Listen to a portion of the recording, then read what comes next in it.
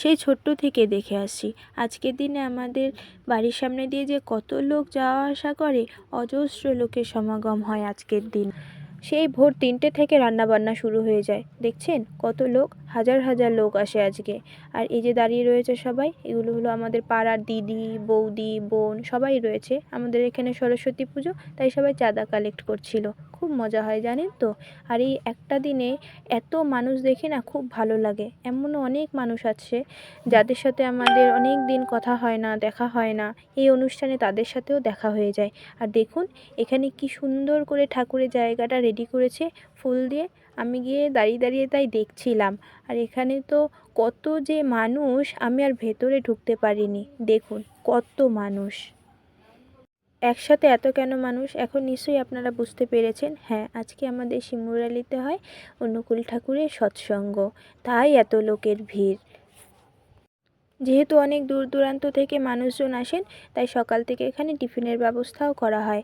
চা দেওয়া হয়, সাথে থাকে ছোলা মুড়ি। ছোটোবেলায় যেতাম জানেন তো, ছোলা মুড়ি গিয়ে খেতাম, কিন্তু এখন আর যাই না।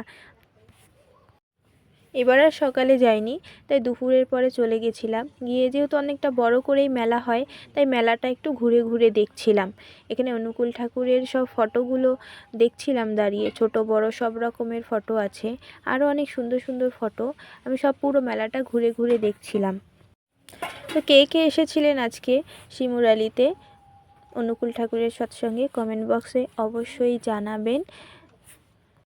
কি সুন্দর লাগছিল এই ফুলগুলো, রিয়েল ফুল হোক বা আর্টিফিশিয়াল, আমার তো ফুল খুব ভালো লাগে। আর এখানে সব গোপালের সব পোশাক বিক্রি হচ্ছিল। তারপরে আমরা একটু পাঁপড় নিয়ে নিয়েছিলাম। দুপুরবেলায় ওখানে খাওয়া দাওয়ায় থাকে খিচুড়ি, তো ঢুকতে আমরা একটু পাঁপড়ও নিয়ে নিয়েছিলাম। এবার আর খিচুড়ি হয়নি, এবার ডালিয়া দিয়ে খুব সুন্দর করে খিচুড়ির মতন করে রান্না হয়েছিল, তাই চলেও গেছিলাম ওখানে আমি। তবে প্রসাদ এবার আর নিইনি। আর দেখুন এখানে ময়ূরের পালকগুলো কি সুন্দর লাগছে, মেলাটা পুরো জমজমাট।